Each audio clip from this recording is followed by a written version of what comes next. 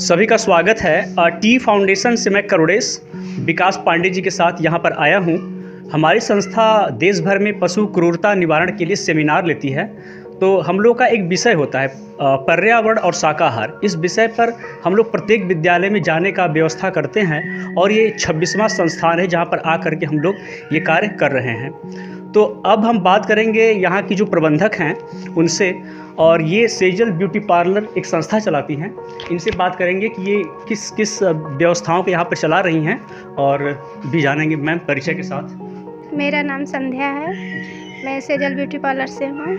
मैं skill India का parlour course करा रही हूँ। 1 महीने का जो है उसमें 1 महीना लड़कियों को फ्री कोर्स सिखाना है और उसके बाद एग्ज़ाम होगा और फिर सर्टिफिकेट दिया जाएगा। अच्छा, ये कहाँ स्थित है आपका? यहीं सैदुपुर मार्केट में। अच्छा, सेजल ब्यूटी पार्लर। ठीक, तो ये इनका लोकेशन हो गया। और हम लोग से कनेक्ट आपने कैसे करा?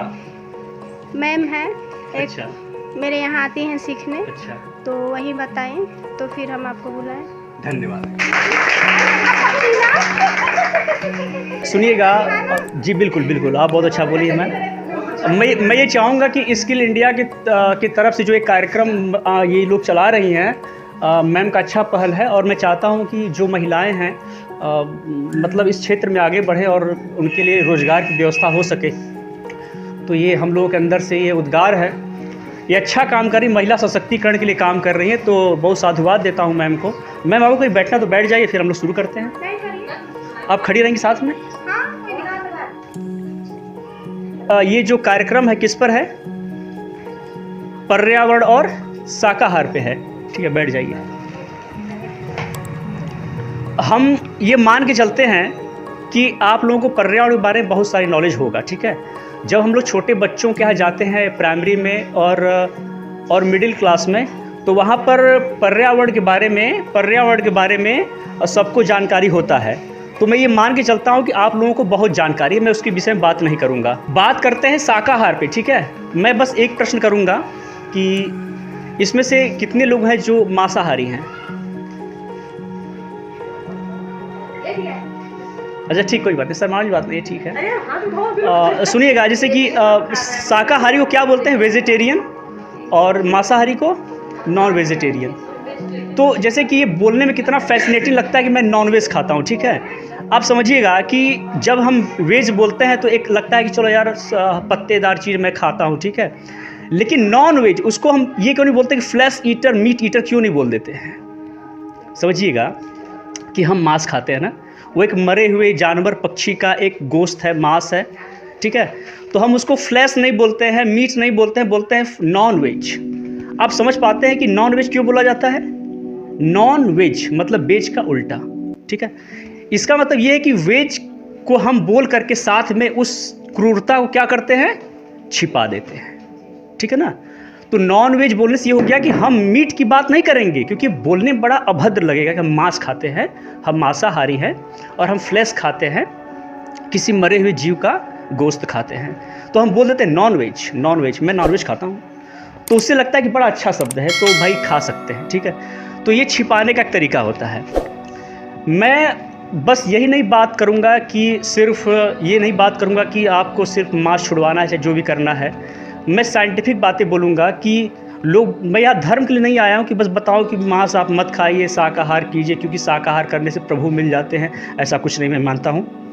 सीधे बोलूँगा कि हमारी जो नैतिकता है, ठीक है, हमारी नैतिकता अलग अलग होती है, धर्मों की नैतिकता अलग अलग होती है।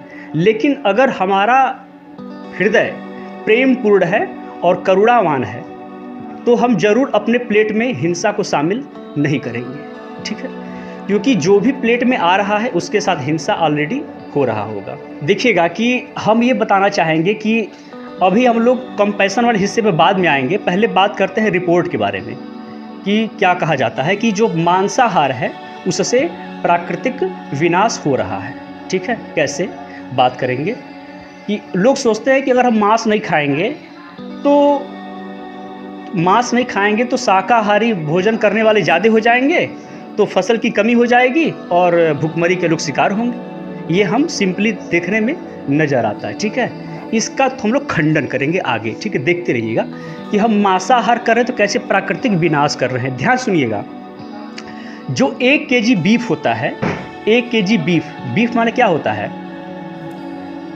बीफ मतलब क्या होता है? सुना है आपको नाम? बीफ नहीं, सुन लीजिए। बीफ जो होता है गाय का मांस और भैंस का मांस होता है, चौपाया जानवर का मांस होता है। तो अगर हम 1 केजी बीफ का उत्पादन करते हैं, प्रोडक्शन करते हैं, तो 326 वर्ग मीटर की आवश्यकता होती है भूमि की।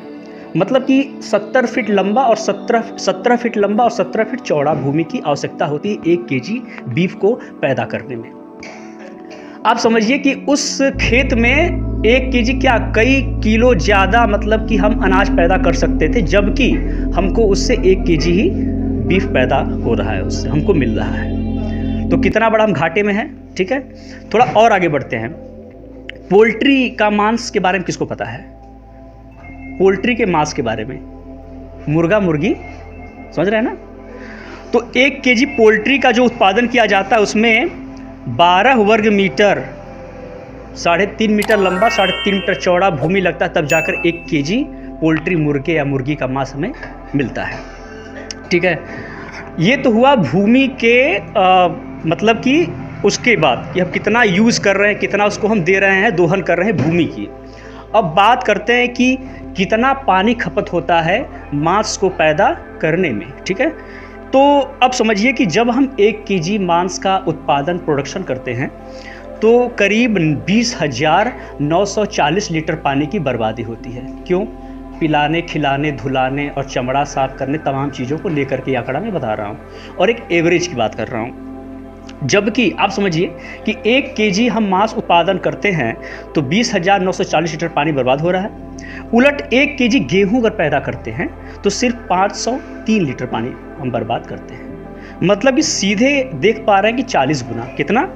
40 गुना। यानी कि हमने 1 केजी मांस ही नहीं खाया, हमने पृथ्वी का 40 लीटर जल भी बर्बाद किया है। 40 गुना ज़्यादा हम लोग लीटर पानी बर्बाद किए हैं। समझ रहे बात? तो ये देख रहे हैं कि हम भूमि की बर्बादी तो कर ही रहे हैं, साथ ही साथ हम जल का भी दोहन कर रहे हैं। दो हो गया ना कंपैरिजन। थोड़ा और आगे बढ़ते हैं। मान लीजिए कि इसमें लोग मांसाहारी लोग थोड़े कम थे, शाकाहारी लोग ज़्यादा हैं। तो अब देखिए कि शुद्ध शाकाहारी जो लोग हैं वो क्या करते हैं कि केवल एक दिन में 1137 लीटर पानी की खपत करते हैं, ठीक है। जबकि मांसाहार परिवार जो होता है वो 15,160 लीटर, यानी कि 13 गुना ज़्यादा। अगर किसी के घर में मांसाहारी परिवार है तो वो कितना? 13 गुना ज़्यादा पानी की बर्बादी करता है, ठीक है। एक औसत निकाला जाता है धुलने से लेकर के, पिलाने से लेकर के, सफाई से लेकर के। 1 केजी चिकन माने चिकन मतलब मुर्गे का मांस, ठीक है। उसको पैदा करने के लिए 3 केजी अनाज, कितना? हम जब 1 किलो मुर्गा खाते हैं, मतलब हम तो नहीं खाते हैं, तो 1 केजी जो मुर्गा आप खाती है उसमें 3 केजी ऑलरेडी उसको अनाज खिलाया जाता है, तब जाकर वो 1 किलो तैयार होता है। 1 केजी मुर्गे में अगर 4 लोग खाना खाते हैं तो 3 केजी अनाज में 12 से 13 लोग खाना खाते हैं। आप देख पाते हैं कि जो लोग ये मतलब कि दलील देते हैं कि हम अगर मांस खाते हैं तो हम अन्न को बचत कर रहे हैं, उसकी बचत कर रहे हैं, लेकिन उलट हो रहा है कि हम जो मांस पैदा कर रहे हैं भूमि की बर्बादी करके, जल की बर्बादी करके और बहुत ज़्यादा अनाज को खिला करके। ज्वार, मक्का, बाजरा, यही सब मुर्गों को और जानवरों को खिलाया जाता है, ठीक है। सोयाबीन भी खिलाया जाता है। तो आप समझिए कि अब 1 केजी सूअर तो मान लीजिए यहाँ कोई नहीं खाता, मैं जानता हूँ, लेकिन 1 केजी सूअर का मांस जो पैदा होता है उसके लिए 8 केजी मतलब 8 किलोग्राम अनाज की आवश्यकता पड़ती है, लगती है। उसके अलावा अगर हम 1 केजी बीफ मतलब गाय चाहे भैंस का मांस तैयार करते हैं तो 20 किलोग्राम उसको अनाज खिलाया जाता है, ठीक है। ये तो साइंटिफिक बातें रहीं, डेटा की बातें रहीं। अब इस पर एक निष्कर्ष निकालेंगे, इसके बाद मैं अपने मुख्य विषय पे आ जाऊंगा। निष्कर्ष देखिए क्या है कि आप लोग किसकी बात करते हैं? ग्लोबल वार्मिंग की बात करते होंगे ना। ग्लोबल वार्मिंग क्या होता है पता सभी लोगों को, है ना। ग्लोबल वार्मिंग को हम लोग वैश्विक तापमान, वैश्विक तापन की बात कहते हैं, ठीक है। वैश्विक तापन को ग्लोबल वार्मिंग बोला जाता है। तो दुनिया भर में इस समय ग्लोबल वार्मिंग की समस्या है, भूखमरी की समस्या है, जल संकट है, पेयजल संकट है। तो आप समझ रहे हैं कि ये जो गंभीर समस्या है किस लिए है।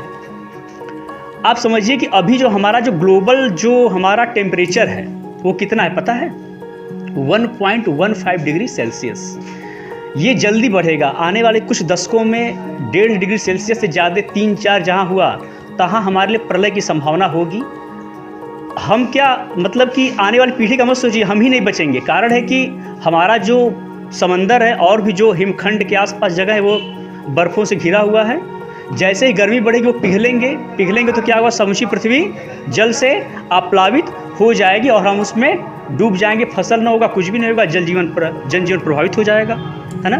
तो ग्लोबल वार्मिंग बहुत बड़ी समस्या है। अब मैं आप बताता हूँ कि भूखमरी, जल संकट, पेयजल, ग्लोबल वार्मिंग जो समस्या है, इसके बावजूद हम क्या करते हैं? 70% खेती हम करते हैं। किसका पता है? किसका खेती करते हैं? किस खेती की बात कर रहा हूँ मैं? जानवरों की खेती। 2 खेती होती है ना, एक फसलों की, एक जानवर की। हम 30% जो खेती करते हैं, जैसे हमारे भारत में तो ज़्यादा खेती आप देखते होंगे कि फसलों की होती है, लेकिन और विदेशों में और भी विकसित राज्यों में क्या होता है कि 30% जो है गांव में खेती होता है, 70% जानवरों के लिए खेती की जाती है। तो आप समझ रहे हैं कि खेती जो होती है मतलब उसमें सिर्फ जानवरों के लिए अनाज उगाया जाता है, सिर्फ जानवर। ज्वार, मक्का, बाजरा किसके लिए? सिर्फ जानवर के लिए। तो हम ये पाते हैं कि मांस, चमड़ा, डेयरी उद्योग में 70% जो खेती है हम करते हैं, जबकि इनके वजह से क्या हो रहा है? जंगल की, क्योंकि जो खेती हो रही कहाँ पर हो रही है? जंगलों को काट करके हो रही है ना।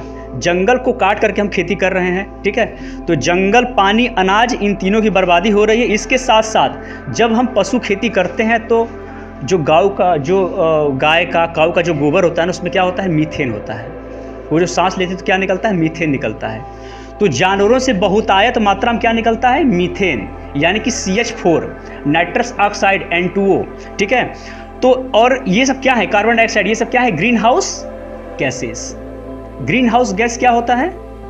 क्या होता है ग्रीन हाउस गैस? जिससे विश्व में तापमान बढ़ता है, और जो विश्व में तापमान बढ़ता है वो इन ग्रीन हाउस गैस से होता है। और ये किससे निकलता है? जानवरों से निकलता है। और किन जानवरों से? जिन जानवरों को हम ज़बरदस्ती पैदा कर रहे हैं आर्टिफिशियली, जिनको हम पैदा कर रहे हैं सिर्फ खाने के लिए और भी चीज़ों के लिए, चमड़ा के लिए, दूध के लिए और भी चीज़ों के लिए। तो हो क्या रहा है कि अब ये निकालेंगे मीथेन, नाइट्रस ऑक्साइड और N2O, ठीक है, और कार्बन डाइऑक्साइड। तो क्या होगा कि अब ये ग्रीन हाउस गैस तापमान को गर्म करेंगे, ग्लोबल वार्मिंग होगा, फिर हमारे लिए दिक्कत का सामना करना पड़ेगा हमको। तो इसकी वजह से क्या हो रही? धरती हमारी बर्बाद हो रही है। ये रहा आपके लिए छोटा सा चीज़, ठीक है। देखिए साइंटिफिक बात हो गई, ठीक है, कि हमें क्यों जो है मांसाहार नहीं करना चाहिए। अब बात करते हैं प्रचलित क्रूर प्रक्रिया के बारे में। आपको बस ये समझ में आता है कि मेरा प्रोटीन का क्या होगा, मेरे इसका पोषण का क्या होगा, ठीक है। अब साइंटिफिक आपने देख लिया, लेकिन समझिए कि हमारे पास एक चेतना है। क्या है? एक चेतना है। हम जानवर नहीं, क्या है? इंसान है। हम जानवर से अलग क्यों? हम भी जानवर हैं, लेकिन हम इंसान के रूप में जानवर हैं। तो हम एक अलग तरह का एक बैरियर अपने लिए बनाते हैं, क्योंकि हमारे पास चेतना है, बोध है और विवेक है। तो हम सोच सकते हैं और अच्छे गलत का पहचान कर सकते हैं। तो आप ये समझिए कि हमारे लिए अहिंसात्मक जीवन शैली अपनाना बहुत ज़रूरी, जिसमें हिंसा ना हो। तो मैं एक चीज़ बताऊंगा कि अभी आपके पास जो अंडा आता है, जो मांस पहुंचता है, जो भी दूध जो डेयरी फार्म से आता है, कितना क्रूर प्रक्रिया, मैं उसके बारे में बताऊंगा। प्रचलित जो क्रूर प्रक्रियाएं हैं, पहले शुरू करते हैं मुर्गे से। ये बताना ज़रूरी, क्योंकि जानेंगे तभी दूसरों को अवेयर करेंगे, तभी ये सब क्रांति होगी देश भर में। तो जो मुर्गे होते हैं, आप लोग देखते होंगे 2 प्रकार के मुर्गे आप लोग अपने कॉलोनियों में देखते होंगे, सबको पता होगा। एक सुनहरे कलर का आता है, गोल्डन टाइप का, देखे है ना, और एक सफ़ेद कलर का होता है ना। तो आप लोग ये पाते होंगे कि बहुतायत मात्रा में सफ़ेद को ही लोग खाते हैं, ठीक है, ठीक है। उसकी हत्या क्या करते हैं? आप लाल खाती हैं? चलिए थोड़ा सा हंसी मजाक के साथ आगे बढ़ते हैं। सुनिएगा, कुछ भी खाइए, हत्या तो हो रही ना। सुनिएगा, लाल खाने से क्या पुण्य हो जाएगा क्या? सुनिएगा, सस्ता मिलता है। अच्छा, लाल सस्ता मिलता है? महंगा मिलता है, क्योंकि वो नेचुरली ग्रोथ होता है। हाँ हाँ अच्छा कोई बात नहीं, ठीक है। तो सुनिएगा। हाँ, तो मैं ये कह रहा था कि जो पोल्ट्री फार्म में जो मुर्गा होता है बहुतायत मात्रा में उसको सफ़ेद को उगाया जाता है, बढ़ाया जाता है। हम उगाना इसलिए बोल रहे हैं कि ज़बरदस्ती उगाया जाता है। उसको पता है क्या बोलते हैं? उसको बोलते हैं ब्रॉयलर। क्या बोलते हैं? सफ़ेद मुर्गे को बोलते हैं ब्रॉयलर प्रजाति का मुर्गा, ब्रॉयलर होता है वो। आप समझिए कि ब्रॉयलर जो है दुनिया में सबसे प्रताड़ित प्रजाति है, ठीक है, क्योंकि उसके साथ बहुत बुरी प्रताड़ना होती है। मैं एक बात और बोलूँगा कि मैं उस समाज से बात कर रहा हूँ जो कि सबसे सेंसिटिव माना जाता है। आप लोग महिला हैं, लड़कियां हैं, और क्या है कि आप लोगों के अंदर जो संवेदना है पुरुषों से ज़्यादा है, ये मैं मान के चलता हूँ। तो मातृशक्ति होने के नाते एक आपके पास अलग से भगवान ने दे रखा है कि आप जननी हैं, आप एक नया जीवन का निर्माण करती हैं और ममता को लेकर के पैदा हुई हैं। तो करुणा, कंपैशन की जो भावना है आप में ज़्यादा है, हम लोगों से कहीं ज़्यादा है। तो मैं ये मान के चलता हूँ कि ये जो बातें मैं आपसे बोलूँगा आप उसको अच्छे से आत्मसात करेंगे। और मेरे अंदर कोई करुणा नहीं है, मुझसे कहीं ज़्यादा आपके अंदर करुणा है, लेकिन वो कहीं दबा होगा और जब फूटेगा तो कई लोगों के अंदर क्रांतिकारी भावना पैदा कर देगा, ठीक है। तो मैं आगे बढ़ता हूँ कि जो ब्रॉयलर मुर्गा आप खाते हैं वो 12 साल जीता है। जो ब्रॉयलर मुर्गा होता है ना वो 12 साल जीता है, लेकिन हम उसको कितने महीने में खाते हैं? सिर्फ 1.5 महीने में। जो ब्रॉयलर मुर्गा 12 साल जीता, उड़ता, उमंग था, उत्कंठा था, जीने की आकांक्षा थी, आपने उसको 12 साल जीने नहीं दिया, आपने उसको 1.5 महीने में मार के खा लिया, ठीक है। अब समझिएगा कि जो मुर्गा जो है जीना चाहिए 12 साल, वो 1.5 महीने में मर गया। कैसे वो इतना विकसित हो गया? उसकी हड्डी विकसित नहीं हुई, क्योंकि हड्डी को विकसित होने में क्या लगता है? समय लगता है, लेकिन मांस जल्दी बढ़ जाता है। तो उसको इतने मतलब कि पोषक वाले अनाज खिलाए जाते हैं, उसको सोने नहीं दिया जाता है। क्योंकि आप जब देखने जाएंगे पोल्ट्री फार्म में तो वहाँ पर हमेशा लाइट लगी रहती है। तो होता क्या है कि मुर्गों को जब तेज रोशनी में रखा जाता है तो सोते नहीं हैं। सोते नहीं तो उनको क्या सूझेगा? भाई जो रखा है वही खाओ, कुछ समय तो गुजारो। तो देखता है कि वाह पोषक वाले दाने, तो उसको खाता है। खाने से क्या होता है? जल्दी उसका मांस ग्रो होता है और भी उसको रसायन दिए जाते हैं। तो होता क्या है कि वो जो 12 साल का जो शरीर है वो 1.5 महीने 2 महीने में तैयार कर दिया जाता है। उसका हड्डी कमज़ोर है, उसको सह नहीं पाता, उसको सांस लेने में दिक्कत है, गिरता है, पड़ता है, ऐसे ही रह जाता है। उनकी हड्डियाँ कमज़ोर हो जाती हैं और इस व्यथा में वो जीता है कि मुझे सोने नहीं दिया जा रहा है, मेरे साथ बर्बरता हो रही। फिर उसको 1.5 महीने बाद तपती दोपहरिया में ठंडी में ले जा करके 3-3 दिन भूखा रख के अंतिम उसका हलाल कर दिया जाता है, उसको खा लिया जाता है। पानी भी नहीं पिलाते लोग ठीक से उसको। तो आप ये समझिए कि हर दिन क्रूर मनुष्य 19 से 20 करोड़ मुर्गों को मारकर खा जाता है। 20 करोड़ मुर्गे हर रोज, समझ रहे हैं ना? 20 करोड़ मुर्गे हर रोज, यानी कि 7,000-8,000 करोड़ लगभग मुझे लगता है कि एक साल में, ठीक है। मतलब कि इंसान की आबादी का 10 गुना ज़्यादा पूरे विश्व का अंतर है। अब इसमें से बहुत सारे लोग होंगे जो अंडे के बारे में उनका बड़ा गलतफहमी होगा। आप लोग बताइए कि अंडा क्या है? शाकाहारी है कि मांसाहारी? दोनों है। किनको लगता है कि दोनों? ज़रा बताएं, हाथ उठाएं, किनको लगता है कि दोनों है? मैं एक्सप्लेनेशन मानूंगा।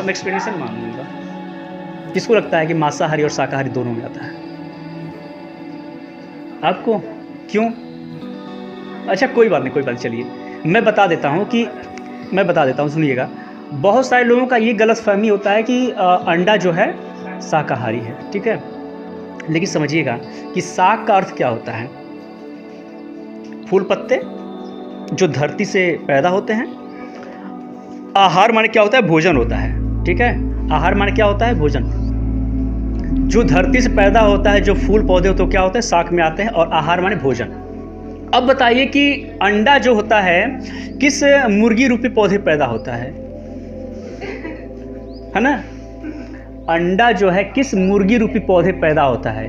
क्या मुर्गी पौधा है? जब वो पौधा नहीं तो कहाँ से वो शाकाहारी हो गया? अंडा शाकाहारी तो हुआ नहीं। तो बात समझ में आ रही है? ये सिंपल, इतना सिंपल है। शाकाहारी है, लेकिन बोलते कह रहे यार अनफर्टिलाइज्ड है, उसमें जीव नहीं है, तो खा लो। भाई मांस तो वही जहाँ जिसकी जान जाती हो। हाँ, उसमें जीव कहाँ है, समझ रहा है ना? क्योंकि ये चटोरापन बोल रहा है अंदर का। भाई मुझे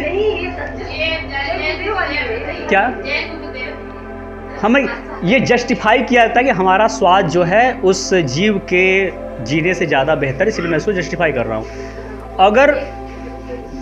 अगर अंडे को हटाया न जाए, उसको रख दिया जाए, तो उसमें से उसको मतलब सही में मुर्गी उससे अंडे से बच्चा निकाल देती है, लेकिन हम उसके साथ साजिश करते हैं और ऐसा व्यवस्था करते हैं कि वो अंडा वो खाने के योग्य बना दिया जाता है। उसमें एक जीव पनप रहा होता है। जैसे गर्भ में महिलाओं के बच्चा जन्म लेता है, वही अंडे एक गर्भ होता है, ठीक है? यही समझिए और बाकी एक्सप्लेन नहीं करूँगा। तो एक महिला होने के नाते एक संवेदना होनी चाहिए कि हम अंडा जो खा रहे हैं, समझिए कि किसी का गर्भ ही खा रहे हैं, ठीक है? और समझिए कि एक मुर्गी जो होती है हर साल कितने अंडे देती है? 12 से 15 अंडे। सुनिएगा मैम, आप सुनिएगा, 12 अंडे देती है मुर्गी एक साल में, ठीक है ना? तो हर महीने एक अंडा। लेकिन जानते क्या होता है? हम आर्टिफिशियल तरीके से एक लेयर प्रजाति बनाते हैं। क्या बनाते हैं? लेयर प्रजाति उस मुर्गी का। अब जो मुर्गी 12 अंडे देती है, वो हर साल 300 अंडे देती है, लगभग अप्रॉक्स हर दिन एक एक अंडा। कैसे देती है? आने से पहले निकाल लेते, उसको लगता है कि यार मतलब उसके एक मेंस्ट्रुअल पीरियड होता है, उसका मासिक धर्म होता है महिलाओं को, उनका भी होता है हर दिन का। सोचती है यार नहीं मेरा अंडा है, वो परेशान बेचैन हो जाती है, फिर नया वो अपना उत्पन्न करती है। कितना तकलीफ होता है उसको। तो जो 12 अंडे देती है जो मुर्गी, सोचिए जो मादा हर साल 12 अंडे देती है, वो साल में 300 अंडे, तो उसका क्या हालत होगा? 12 साल जीने वाली मुर्गी 2-3 सालों में कुपोषित होकर मर जाती है, उसकी आंतें बाहर निकल जाती हैं। एक बार मान लीजिए कि उस मादा में, उस मुर्गी के अंडे में जान नहीं है, उस अंडे में जान नहीं, लेकिन उस मादा में तो है, जिसको हमने जबरदस्ती अंडे दिलवा के उसका हमने जान ले लिया। समझ रहे हैं ना? और यही नहीं होता है, जिस कंटेनर में रखे जाते हैं अंडे, मान लीजिए कि उसमें से बहुत अनफर्टिलाइज्ड रह गया तो खा लिया गया। कभी अगर इत्तेफाक से उसमें से फर्टिलाइज्ड होकर कोई चूजा पैदा भी हो गया, चूजा में पैदा हो गया, मान लीजिए मुर्गी पैदा हुई, मुर्गी को रख लेंगे क्योंकि मुर्गी अब बाद में अंडे देगी, लेकिन मुर्गा कुछ नहीं है। क्योंकि मुर्गा जो मुर्गा है लेयर प्रजाति का, जो लेयर प्रजाति का मुर्गा है, वो खाने के योग्य नहीं होता है। एक ब्रॉयलर जो सफ़ेद उसको खा लिया जाता है। मुर्गी का जो अंडा वाला है वो अलग, लेयर प्रजाति का अलग अंडा वाला है, तो वो मुर्गे का मांस नहीं बिकता क्योंकि वो पतला होता है। तो मुर्गा जो निकलता है, जो नर चूजा निकलता है, उसको जानते क्या करते हैं? हर दिन 2 करोड़ जो मुर्गे के चूजे जो आते हैं उनको मार दिया जाता है, ग्राइंडर पीस दिया जाता है, पॉलिथीन बैग से बंद करके बहा दिया जाता है, क्योंकि वो रहा रहेगा सड़ेंगे, परेशान करेंगे, उनको खिलाना पड़ेगा इसलिए। तो सोचिए कि जो एक इंडस्ट्री है उसमें हर दिन 2 करोड़ चूजों को मार दिया जा रहा है। किस लिए? क्योंकि आपको अंडे चाहिए, बस हमको अंडा नजर आता है, उसके पीछे क्रूरता देख, कितना मतलब क्रूरता हो रहा है। 2 करोड़ चूजे हर रोज मर रहे हैं और मुर्गी अंडे निकालते निकालते मर जा रही है। समझ रहे बात को? क्लियर हो गया इसके बारे में ना, अंडे के बारे में। अब भेड़ बकरी के बारे में जल्दी बताते हैं। देखिए भेड़ बकरी, हाँ मैं समझ गया, आपको जाना है, सुनेंगे ना? आपको पालना है कि भेड़ बकरी? हाँ, आप भी विकास ध्यान रखिएगा। अच्छा है, ठीक।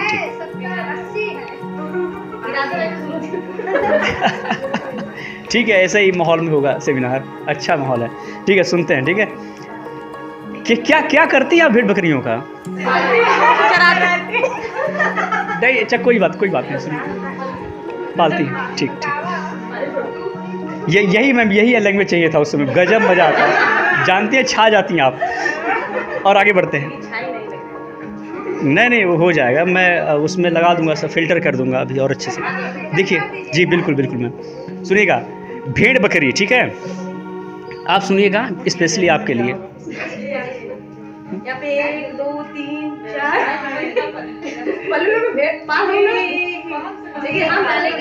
पालने मैं फेवर हूँ, पाली अच्छी बात है, पालना चाहिए, लेकिन मैं बता रहा हूँ कि पालना क्या होता है और उसका यूज करना क्या होता है।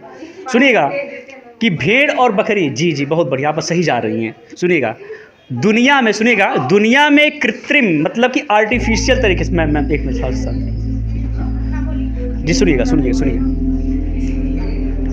देखिए दुनिया में कृत्रिम जो होता है, मतलब दुनिया में हर एक साल में लगभग हम 90 से 100 करोड़ भेड़ बकरियां को मार करके खा जाते हैं। कितने? 90 से 100 करोड़। जबकि इस पूरी दुनिया में लगभग 200 से 250 करोड़ संख्या इनकी है, 250 से 300 करोड़। लेकिन देखिए क्या होता है कि हर साल इनसे जो है ज़बरदस्ती पैदा किए जाते हैं, तो 90 से 100 करोड़ मतलब मार के हर साल खा जाते हैं। और क्या तरीका पता है? मान लीजिए हम नहीं भी ऐसे खाते हैं, तो मुस्लिम धर्म में क्या होता है कि कुर्बानी प्रथा चलती है, मैंडेटरी कर देते, भाई तुम खाओ, त्योहार है, कुर्बानी में खाओ। तो धर्म के नाम पर उसको काट दिया गया। हिंदू धर्म में क्या होता है? बलि प्रथा। भाई काली जी को प्रसाद चढ़ेगा, काली जी ने बोला भी नहीं कि मेरे को चाहिए। हाँ, मैं वही कह रहा हूँ कि काली जी ने बोला नहीं कि मेरे को चाहिए, लेकिन बेटा जो है उनकी आड़ में काट के खा रहा है ना। ये सब कुप्रथाएं हैं, कहीं धर्मों में इसका वर्णन नहीं तो गलत मत जाइएगा, ये सब कुप्रथाएं हैं, ठीक है।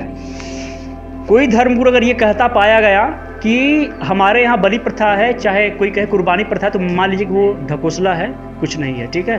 क्योंकि हमारा धर्म किसकी बात करता है? अहिंसा की। अहिंसा परमो धर्मः वसुधैव कुटुम्बकम, ठीक है। पूरी वसुधा ही हमारा कुटुंब है, तो पशु पक्षी उसी में आते हैं, ठीक है। तो सूअर भी एक जानवर है ना। तो दुनिया में लगभग 200 करोड़ सूअर इस समय है, और 100 करोड़ सूअर हर साल मार के लोग खा जाते हैं। और सूअर बहुत समझदार प्रजाति होती है। कितनी होती है? बहुत समझदार प्रजाति होती है। अगर संवेदना की बात करें तो जैसे 6-7 साल का जो बच्चा है, जितना उसके अंदर समझ है, बोध है, जिज्ञासा है, वही जिज्ञासा होती है एक सूअर के वयस्क सूअर में, मतलब वही उतना समझदार होता है, लेकिन हम उसकी भाषा को समझ नहीं पाते। जो सूअर 1 साल में एक बच्चा देता है, ठीक है, हम व्यवस्था बना करके हम उस सूअर से साल में 3 बार बच्चा पैदा करवाते हैं, यानी ट्रिपल, 3 गुना, यानी संख्या 3 गुना हो गई ना। आर्टिफिशियल जो कि प्राकृतिक तरीके से एक ही देता, हम ट्रिपल कर दिए। ये सारा साइंस का देन है और हम लोगों के स्वार्थ का, कि हम उसके साथ ज़बरदस्ती बच्चा पैदा करा रहे हैं। तो ये जो चीज़ किया जाता है, क्यों किया जाता है? क्योंकि मैक्सिमम प्रॉफिट कमाने के लिए, और ये सब हम उसके साथ क्रूरता बर्बरता करते जा रहे हैं। देखिए चमड़ा के बारे में पता होगा आप लोगों को, जो लेदर इंडस्ट्री है। हमारा जो भारत है चमड़े के उत्पादन में क्या है? टॉप पे है। आप सोचिए कि भारत चमड़े के उत्पादन टॉप पे क्यों है? ये तो सबसे ज़्यादा धार्मिक जगहों का स्थान है ना, सबसे ज़्यादा धार्मिक जगह यहीं पर है, फिर भी हम ज़्यादा चमड़े का उत्पादन करते हैं। जबकि मंदिरों में चमड़ा पहन के जाना भी वर्जित है, फिर भी चमड़ा क्यों पैदा होता है? हाँ, गुड। देखिए, हम जो बाहर के जो लोग हैं, विदेशी जो लोग हैं, जो विकसित हैं, वो जानते हैं कि भारत थोड़ा सा गरीबी से जूझता हुआ देश आया है। तो करते क्या है कि वो फंडिंग करते हैं चमड़े के लिए, मतलब वो चाहते हैं कि यहाँ पर जो है लोग चमड़े का खेती करें, हमें बेचें, हम उसका यूज़ करें। तो होता क्या है कि आपको 100, 200, 500, 1000 करोड़ दे देंगे, और आपके यहाँ बहुत ज़्यादा गाय भैंस पैदा हो ही रही हैं, सूअर पैदा हो ही रहे हैं, बकरियाँ भेड़ पैदा हो ही रहे हैं। तो क्या करते हैं कि अब वो जो फार्मर्स हैं, जैसे फार्मर्स हैं, वो बेचते हैं आप ना। तो वो खरीदता है कौन? माफिया खरीदता है, जो चमड़े का व्यापारी है। तो वो खरीदता है, तो क्या करता है कि विदेश से उसको फंडिंग आ ही रही है। तो अब वो करता क्या है कि अक्सर जो चमड़े के जो उत्पादन के केंद्र होते हैं, वो नदियों के किनारे होते हैं, क्योंकि उसके सारे जो पानी होते हैं चले जाते हैं नदियों में। तो आर्सेनिक एक बहुत ही खतरनाक रसायन होता है, जिससे हम फिनिशिंग करते हैं उसके चमड़े की। तो इतना जहर होता है खतरनाक कि वो नदियों में जाता है। वहाँ की जो आबादी वहाँ निवास करती है, गरीब जो आबादी है, वो उसको पीती है, चाहे उसको सांस साथ इनहेल करती है, सूंघती है, तो उसको सांस की बीमारियाँ और चमड़े की बीमारियाँ हो जाती हैं उस आर्सेनिक की वजह से। और वो चमड़े को फिनिशिंग करने के लिए बहुत ही इम्पॉर्टेंट रसायन होता है आर्सेनिक। तो अब समझिए कि विदेश हमसे ये काम क्यों करवाता है, वो क्यों नहीं करता है ज़्यादातर?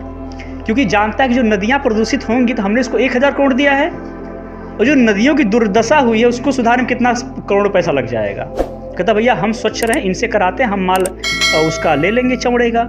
तो ये दिमाग लगाया जाता है, साजिश किया जाता है। तो विश्व गुरु होने के बाद भी हम लोग चमड़े का उत्पादन ज़्यादा करने लग जाते हैं। तो इस तरीके से हम अपनी भूमि को बर्बाद करते हैं चमड़ा उत्पादन करके, और नदियों को भी प्रदूषित करते रहते हैं। समझ रहे बात को? समंदर की बात कर लेते हैं। समंदर के बारे में आप लोग सुना होगा कि कितना हिस्सा हमारा समंदर है? 3/4 हिस्सा है। कितना है?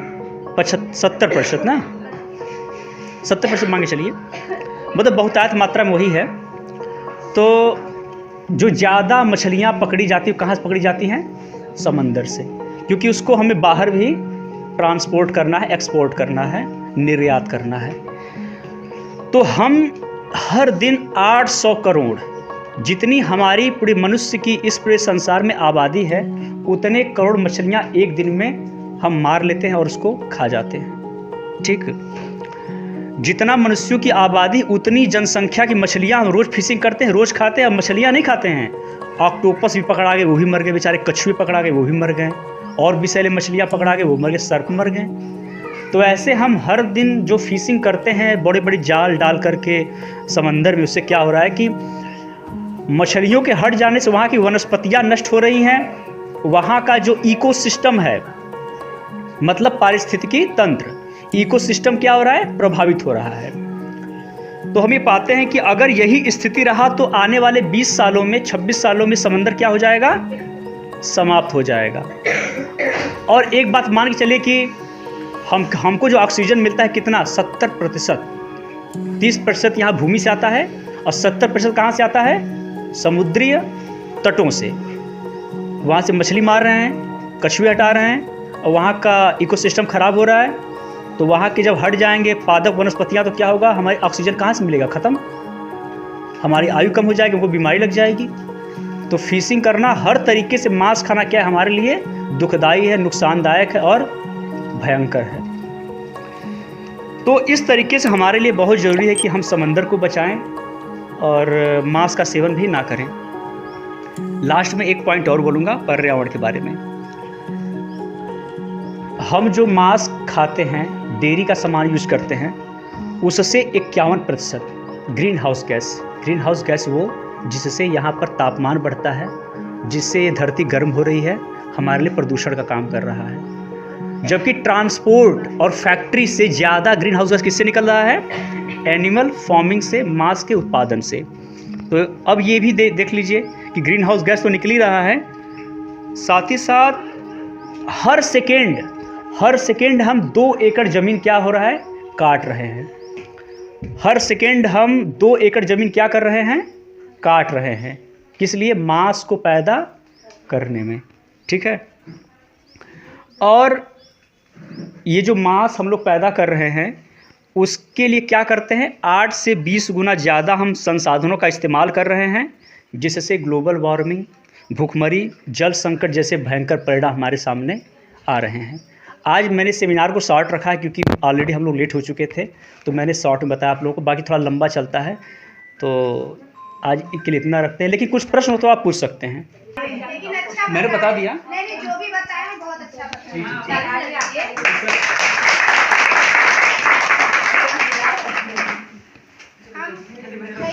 मेरा नाम विकास पांडे है। मेरा क्वालिफ़िकेशन BA, MA, BEd और LLB कर रहे हैं फ़िलहाल। LLB इसलिए कर रहे हैं ताकि हम पशु क्रूरता जो है उसके लिए वकालत कर सकें, क्योंकि मनुष्य के बारे में सबकी प्रति संवेदना रहती है, लेकिन हम लोग ये प्रोग्राम करने का हम लोग का ये उद्देश्य है कि ज़्यादा से ज़्यादा हम जानवरों के प्रति अपना संवेदना दिखा सकें और लोगों को जागरूक कर सकें।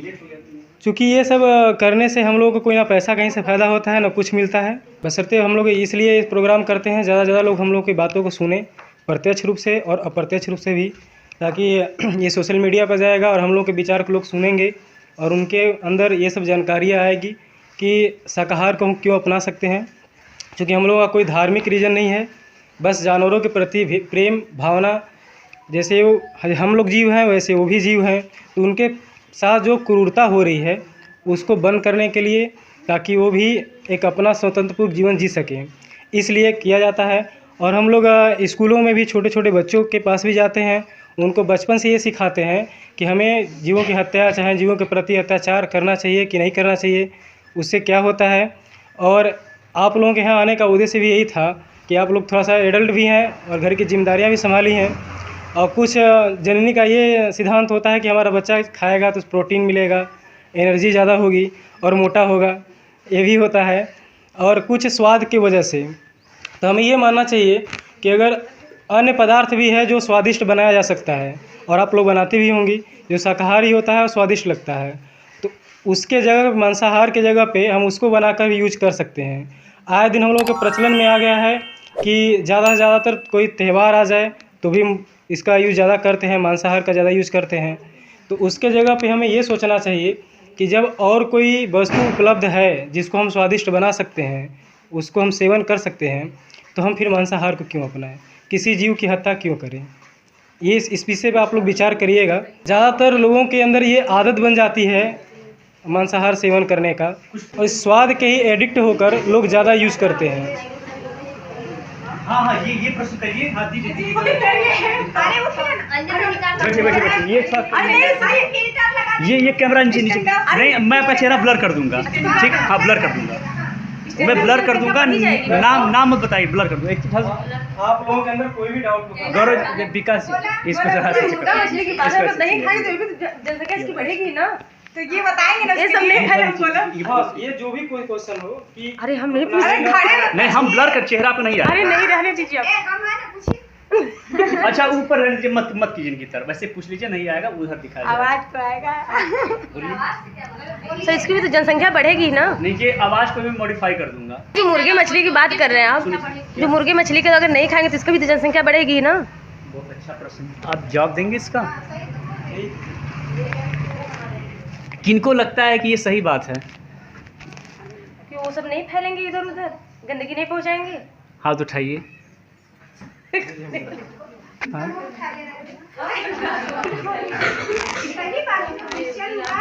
देखिए सभी लोग एग्री, आप आंटी एग्री करती हैं? तो खानी नहीं ना। नहीं, नहीं पहले खाती होगी, पता नहीं, मुझे नहीं पता। लाजमी है आप लोगों को विचार ये आएगा कि अगर हाँ मनुष्य है कितना, देखिए ये कौवा की बात है। वाह क्या नाम है आपका?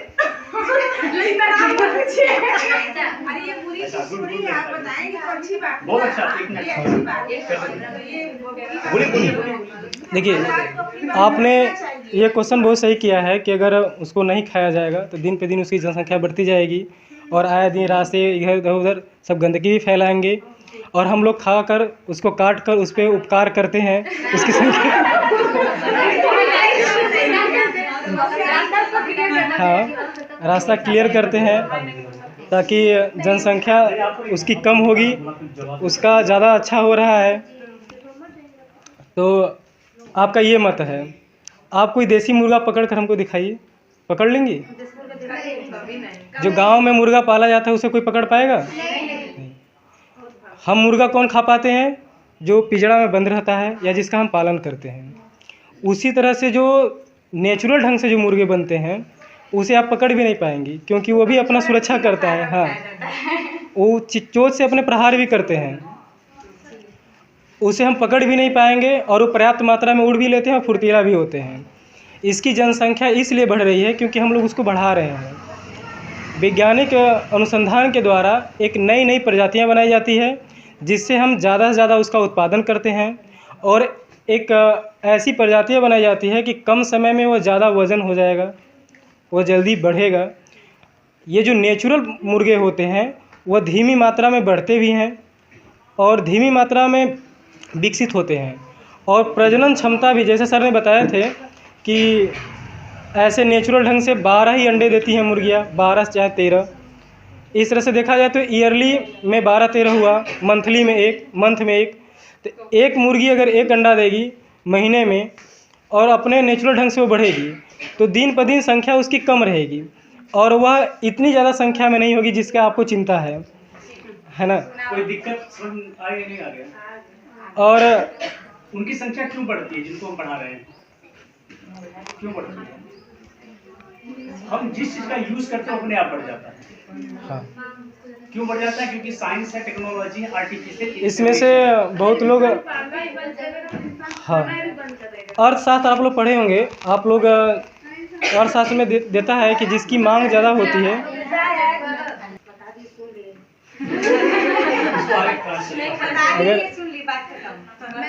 अगर हम मुर्गे के यूज नहीं करेंगे तो नई प्रजाति नहीं लाएंगे और नया ज़्यादा उत्पादन नहीं करेंगे। जब ज़्यादा उत्पादन नहीं होगा तो संख्या भी ज़्यादा बढ़ेगी नहीं, तो वह नेचुरल ढंग से बढ़ेंगे और नेचुरल ढंग से उसकी मृत्यु होगी और संख्या कम रहेगी। हाँ, हम लोग उत्पन्न करते हैं, उसको अनाज ज़्यादा खिलाते हैं, वैसी प्रजाति का निर्माण करते हैं तो पैसा कमाने के लिए। अब जो मुर्गी फार्म खोला है वो सोचेगा कि ज़्यादा मुर्गियाँ बने, ज़्यादा वजन हो, व्यापार ही कर रहा है। और चूँकि कई, प्रश्न का जवाब दीजिए। कैसे, फिर से बोलिए। हाँ, ऐसा कर रहा है। आप सही बोली हैं।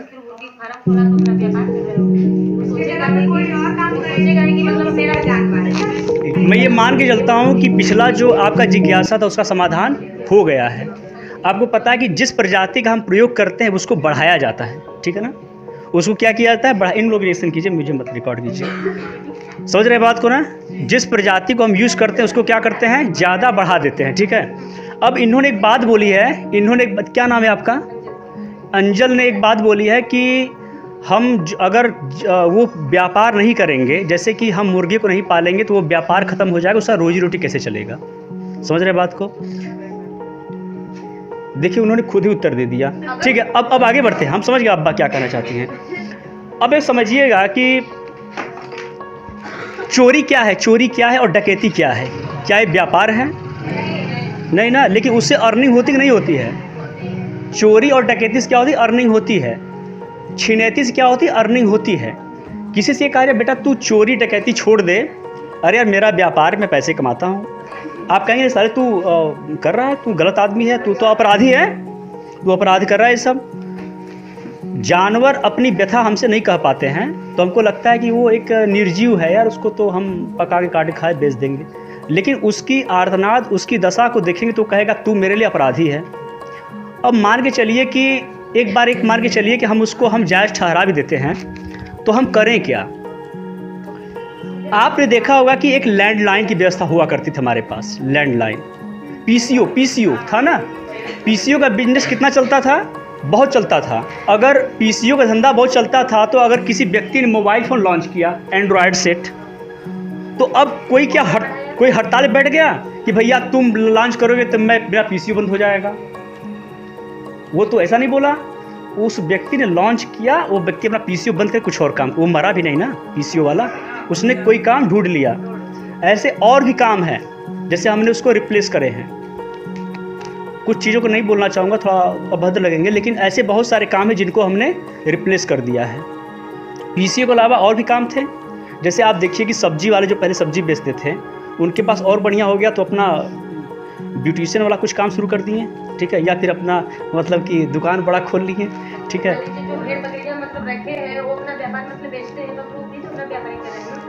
मैं वही बताने जा रहा हूँ। आपको बता रहा हूँ मैं कि एक बात बताइए कि मैं चोर हूँ, ठीक है। आप रास्ते में जा रही, मेरे पास सिगड़ी चापा छीन लिया, चैन स्नैचिंग कर लिया आपका, तो आपको अच्छा लगेगा? नहीं। मेरा तो फ़ायदा हो गया, लेकिन पुलिस पकड़ेगी मुझे, ढूंढेगी, मैं भाग जाऊँगा, लेकिन मैं 10 लोगों का क्या कर रहा हूँ? नुकसान कर रहा हूँ। तो आप जो मुर्गा मछली और सब पाल रहे हो उससे क्या हो रहा है? आप संसाधन का 8 से 20 गुना खपत करो। क्या? भूमि, जल, ग्लोबल वार्मिंग, भूखमरी, ये क्यों बढ़ रहा है? हम पशु खेती कर रहे हैं। पशु खेती कर तो क्या हो रहा है? 8 से 20 गुना ज़्यादा अनाज खिला रहे, तब जा कर के हम किसका मतलब भेड़ बकरियां मुर्गी मुर्गा सब खेती कर रहे हैं? नहीं करना चाहिए भाई, क्योंकि आपको फ़ायदा हो रहा है, बाकी जो भूखमरी हो रही है उसके जिम्मेदार हम लोग हैं जो खेती करते हैं। उसका अगर किसी को बेचेंगे तो वो भी तो मतलब मुझे अपराध पड़ेगा ना। अगर मान लीजिए आज है, अगर किसी को बेचे तो अपराध ही पड़ेगा। अपराध पड़ेगा, बात सही है। तो क्या करते? तो आप उसकी संख्या मत बढ़ाइए, उसकी संख्या मत बढ़ाइए, जब तक है तो रखिए। देखिए खुद चला जाएगा, मर जाएगा बेचारा। हम ये कह रहे हैं कि समझिए कि हम जिसको गौ माता समझिएगा, एक छोटा उदाहरण दूंगा कि थोड़ा सा इसको दिल पे मत लीजिएगा, ठीक है, मुझे माफ़ कर दीजिएगा। तो जो गाय होती है सबके यहाँ होती है, आप क्या बोलते हैं? गौ माता बोलते हैं, गौ माता ना। क्या आप लोग सही में लगता है कि नहीं मेरी गौ माता है, मैं इसके लिए सब कुछ लुटा सकती हूँ? देखिए इन्होंने बहुत अच्छा उत्तर दे दिया, मतलब ईमानदार, एकदम ईमानदार भाई, बहुत अच्छा लगा। तो होता क्या है कि गाय को रोटी खिलाते हैं, गुड़ खिलाते हैं गुरुवार को, ठीक है। गाय को सुनिएगा, सुनिएगा, गाय को हम क्या खिलाते हैं? रोटी खिलाते हैं और गुड़ खिलाते हैं। लेकिन समझिए कि जो गाय बूढ़ी हो जाती है तो क्या होता है? उसको हम पालते हैं, बेच देते हैं। क्यों? माता आपकी है ना, अगर पूरी हो जाती है तो मार ही जाती है, उसकी बात ये अलग है। बात अलग है, लेकिन बूढ़ी तो बेच देते हैं ना, तो माता क्यों बेचते हैं? वही तो हम भी कह रहे हैं। अब दूसरी बात, अगर बछड़ा हुआ तो वो तो भाई हुआ ना आपका, क्योंकि माता से पैदा हुआ है ना, और बछिया आपकी बहन हुई, तो बछिया जो बहन हुई तो उसके साथ आर्टिफिशियल कृत्रिम गर्भाधान क्यों कराते हैं? इंजेक्शन देते हैं ना। तो वो कितनी महिला होने के नाते सोचिए कितनी अभद्र बात है ये कि महिला के साथ कोई छेड़खानी कर दे तो अब लगेगा कि इसको मार ही डालो, है कि नहीं? तो वो भी एक फीमेल है ना, तो उसके प्रति भाव रखिए कि उसके साथ अगर इस तरह का दुर्व्यवहार 4 लोग उसके साथ जो करते हैं ना, वो जानते हैं रेप की कैटेगरी में आता है, क्योंकि वो नहीं चाहती कि उसके साथ, वो परेशान रहती है लेकिन वो कहती नहीं, बस केवल है। तो आर्टिफिशियल करने से अप्राकृतिक तरीके से बच्चे हो गए। नेचुरल तरीके से रहते तो कम होते, 5-6 साल में होते एक, ऐसे हम लोग हर 1.5 साल में पैदा करते हैं, संख्या 2, 4, 5, 10 गुना बढ़ गई। तो ऐसे उनकी संख्या बढ़ाई जा रही है ज़बरदस्ती, समझ रहे हैं ना। तो अब क्या हो रहा है कि जैसे आपने बोला कि ये जो आपने बात कही थी कि इनको हम नहीं, जैसे हम हमारे पास बहुत ज़्यादा हो गया तो अभी कहाँ जाएंगे? तो हमारे पास जो जंगल थे उनके लिए अभी भी थे, अभी तक थे। हम लोग क्या कर रहे हैं? अतिक्रमण करते जा रहे हैं हर जगह। आज भी अगर 100 की संख्या में हम गाय को छोड़ दें तो हर साल उनकी संख्या 100 ही रहेगी, क्योंकि एक मरेगी एक पैदा होगी, एक मरेगी एक पैदा, या प्राकृतिक तरीके से मरेगी या फिर जी कर मरेगी। लेकिन यहाँ पर क्या है कि एक हम गाय लाते हैं, 15-16 साल में 8 उससे बच्चे पैदा करा देते हैं, और हमारे पास 2 ही रहता है और 7-8 ठो बिक चुका होता है, और वो जो बच्चे 7-8 है वो भी पैदा होते जाते हैं। तो सोचिए कि आपके पास जो एक गाय थी 10 साल बाद 2 ही क्यों रह गया, बाकी 15-20 कहाँ गए?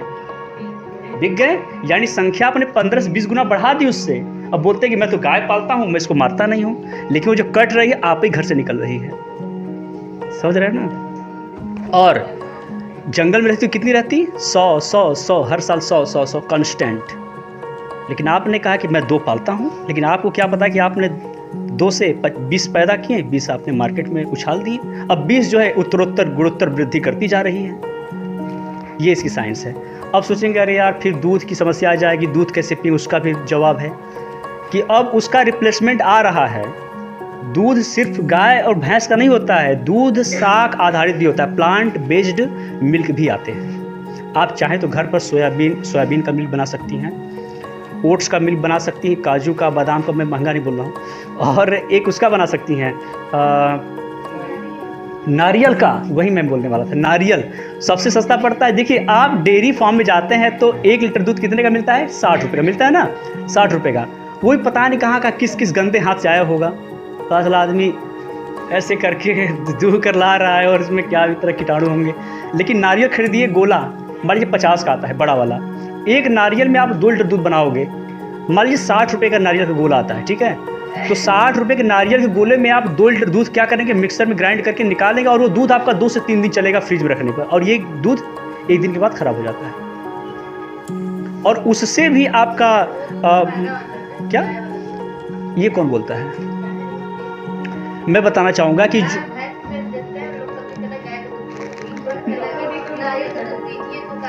कोई नहीं बोलता है ना। हाँ तो मैं बता रहा हूँ, उसका जानते हैं उसका प्रचलन नहीं था। हरित क्रांति, जब ये श्वेत क्रांति आई तब इसका बहुत ज़्यादा प्रचलन हुआ है। आप समझिए, एक चीज़ और बोलूँगा कि दूध में क्या होता है, दूध में एक होता है लैक्टोज एंजाइम। क्या होता है? लैक्टोज एंजाइम, जो कि हमें पचता ही नहीं है, सिर्फ शिशुओं में पचता है। जो बच्चे पैदा होते हैं, प्रकृति ने एक ऐसा व्यवस्था किया है कि साल 1.5 साल तक उस बच्चे में लैक्टेज एंजाइम रहता है और गैलेक्टोज की प्रक्रिया के द्वारा वो एंजाइम जो दूध में होता है वो पचता है, तब बच्चे को दूध लगता है, सिर्फ माँ का दूध लगता है। अब जब बच्चा 1.5 साल से बड़ा होता है उसको दूध नहीं पचता है, क्योंकि उसके अंदर लैक्टेज एंजाइम बनना समाप्त हो जाता है। तो ये प्रकृति संकेत देती है कि आपका दूध छूट जाना चाहिए अब, क्योंकि माँ का संपूर्ण दूध सिर्फ कुछ ही साल के लिए होता है, उसके बाद बच्चे को आवश्यकता नहीं है। इतने सारे प्रोटीन हमारे शाकाहारी मौजूद हैं।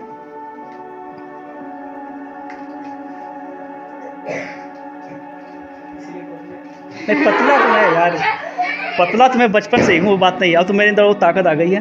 तो मैं ये कह रहा था कि जो हम दूध पैदा कर रहे हैं, जैसे मान लीजिए गाय भैंस का है, वो हमें पचता ही नहीं है, लेकिन नारियल के दूध में, सोयाबीन के मिल्क में और भी जो जितने मिल्क ओट्स हैं, इसमें लैक्टोज नहीं है, तो हमें वो पच जाएगा।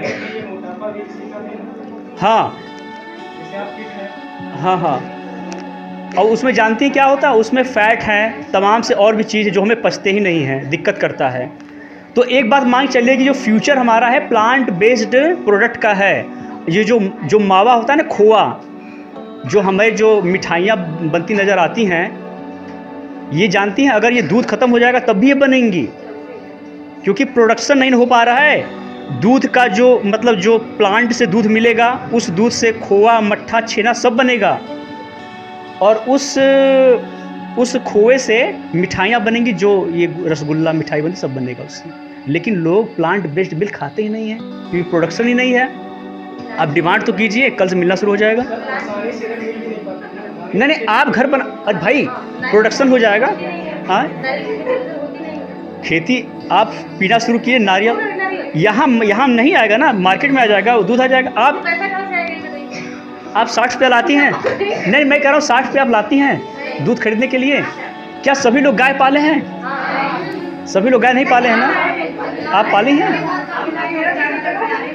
आप नहीं पालती ना, लेकिन दूध पीती होंगी ना भाई। मैं ये कह रहा हूँ कि 60 रुपये दूध आप लोग, दोनों लोगों का कंबाइन उत्तर दे देता हूँ ना, जैसे उन मैम का और आपका एक ही प्रश्न है, ठीक है। देखिए, ऑफेंड मत होइएगा आप लोग, मैं बताना चाहूँगा, इसको दिल पे मत लीजिएगा, सोचिएगा, ठीक है। मैं दूध क्यों नहीं पीता उसके बारे में बताना चाहूँगा कि इन मैम ने बोला कि क्या दूध भी मांसाहारी है, इन्होंने पूछा कि आप दूध क्यों नहीं पीते हैं। दोनों एक दूसरे से रिलेट करते, मैं बताना चाहूँगा।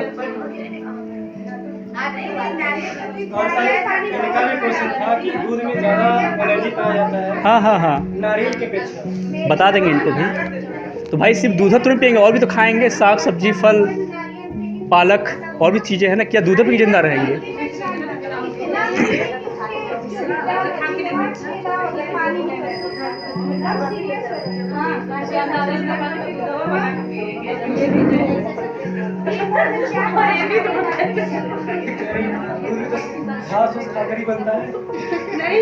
सही बात है।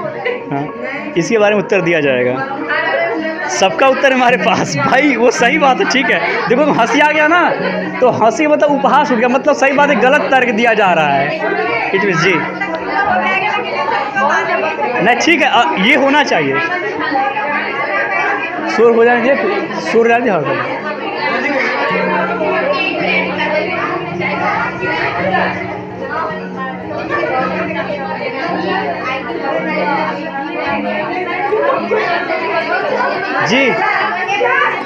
जी प्राइमरी पाठशाला खत्म हो गया, तो मैं कुछ बात करूं, क्योंकि ये प्राइमरी मित्रा स्वर में देखा था आर में ना। हाँ, तो बचपना जिंदा है अभी भी। हाँ मैम, शुरू कर दूं आपको, कोई दिक्कत नहीं किसी को, है ना। मेरे कहने से दूध मत छोड़िएगा, सोचे छोड़िएगा। तो मैं इसलिए नहीं पीता हूँ कि देखिए, आप ये मान के चलिए कि दूध और मांस में चोरी दामन का साथ है। कैसे बताऊंगा कि जो मांस उद्योग है और जो दूध उद्योग है, वो क्या कर रहा है, एक दूसरे को सब्सिडाइज कर रहा है। सब्सिडाइज मतलब एक दूसरे को सहयोग कर रहा है, ठीक है। ऐसे कि अगर आप दूध पीते हैं तो एक जीवन काल में जो गाय 12-13 साल जीती है, पहले तो हम उस गाय से दूध उगाते हैं, उसको जल्दी अच्छा चारा दिया जाएगा, ज़बरदस्ती उससे बच्चे पैदा कराए जाएंगे। अब क्या होगा कि बहुत सारे बच्चे होंगे तो एक किसान उसको पाल नहीं पाएगा, अब वो बाहर जाएंगे, चूँकि हर साल दूध चाहिए इसलिए हर साल बच्चे भी निकलवाए जाएंगे। अगर दूध ना पीते हैं तो एक ही गाय बहुत साल तक जिंदा रहती है और कम बच्चे मार्केट में रहते हैं, उनको पाल लेते हैं हम। ऐसे एक गाय से 15 साल में 8-9 बच्चे निकल गए। दूध हमको गाय से निकालना तो बूढ़ी गाय क्या हो गई, बिकेगी। अब वो किसी भी किसान के लिए लाभदायक नहीं होगी, तो वो किसको बेचेंगे, मांस उद्योग को। अब वो क्या करें, उसका हलाल करेंगे, काटेंगे, चमड़ा बेचेंगे और उसका मांस भी बिकेगा। तो ये है कि दूध पीने से ही मांस कट रहा है। अब ये सोचेंगे कि अच्छा ठीक है दूध न पिए तो क्या होगा, ये सोच रहे होंगे कि दूध न पिए तो क्या होगा। अगर आप दूध पीना छोड़ देंगे तो जो किसान है उसका खर्चा क्या होगा कि अब उसको सिर्फ मांस के लिए गाय को पैदा करना बड़ा मुश्किल हो जाएगा, क्योंकि चारा कहाँ से आएगा, चारा चूँकि उसको दूध बेचने से आ रहा था। अब किसको चारा खिला रहा था, उस गाय को जिसको हर 1.5 साल में प्रेग्नेंट करके बच्चा निकाला जा रहा है। और किसान सोचेगा अरे यार अब इसको मत पैदा करो वरना कौन खिलाएगा इन सबों को, क्योंकि दूध तो बिकेगा नहीं मादा का, तो भाई यही रहने देते हैं, उनकी संख्या नियंत्रित रह जाएगी। तो इसीलिए ज़्यादा दूध का डिमांड करना ही मांस कटने का कारण है। अब सुनिए कि जो गाय सस्ता दाम पर उसका मांस बिकता है, उसका पता है अगर दूध न पिए तो 20 गुना ज़्यादा दाम पर गाय का मांस बिकेगा। 20 कम बोल रहा हूँ, 40 गुना ज़्यादा। कारण है कि 15 साल 12 साल हमने गाय के लिए दूध देकर के उसको सब्सिडाइज किया है। अब उसका जो गाय बिकेगी सीधे 40 गुना ज़्यादा उसका मांस बिकेगा, क्योंकि किसान को उसका भरपूर चारा का पैसा चाहिए। तो इसीलिए हम दूध पी करके उसके मांस को सब्सिडाइज किए, तब जा करके मांस मार्केट में सस्ते दाम पर बिक रहा है। और एक बात पता ही होगा आप लोगों को कि दूध कहीं बरसा तो होता नहीं है, दोनों से आता है। और थन में से कब आएगा, जब वो बच्चा देगी। इसका मतलब कि बच्चा आया तब दूध आया, मतलब हमारे लिए वो चीज़ नहीं आया, है ना। इससे रिलेटेड और प्रश्न, दूध क्यों बढ़ जाता है, ज़्यादा दूध है तो नहीं पीऊँगा, तो ऐसे वैसे कुछ बताइए।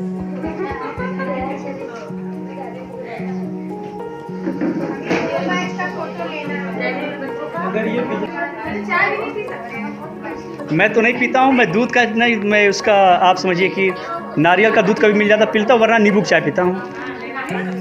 सबसे बढ़िया लेमन टी बताइए। क्या चीज़?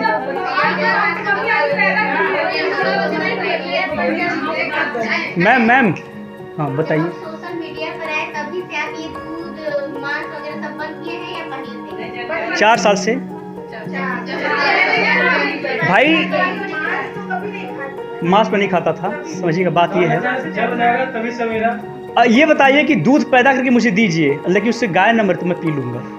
लेकिन मैं जानता हूँ कि वो जो दूध आ रहा है उसमें दूध का रंग लाल है, दूध रंग सफ़ेद है, उसमें लाल का रंग मुझे नजर आ रहा है, इसलिए मैं नहीं पीता हूँ। बात समझिएगा कि हम जिस परिवार में मेरा परवरिश हुआ है उस परिवार में पहले लोग मांसाहारी भी थे, कुछ लोग मांसाहारी भी थे। एक अबोध बालक है, उसको आप जैसा परवरिश देंगे तो वैसा ही होगा ना, उसको कोई बताने वाला नहीं है। जब थोड़ा बोध हुआ तो मैंने रिसर्च किया कि आखिर जब मैं देखता था गायों के साथ ज़बरदस्ती बच्चे पैदा कराने की प्रक्रिया, तो बहुत तकलीफ होता था, कैसे से भाई जबरदस्ती उसको लेकर के कर रहे हैं, ये होता है क्या।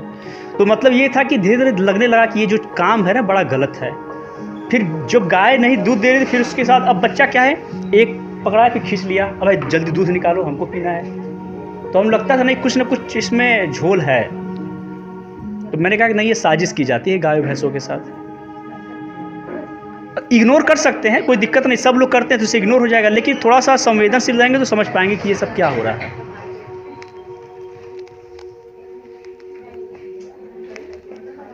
और प्रश्न है क्या? आपका कुछ प्रश्न है? नहीं, ठीक है, आप कोई दिक्कत नहीं है। Thank you so much, thank you so much. हाँ एक मिनट और, 35 नाम होंगे तो 35 बढ़ जाने चाहिए, मैं ये आशा करता हूँ आप लोगों से। ठीक है, थैंक यू सो मच।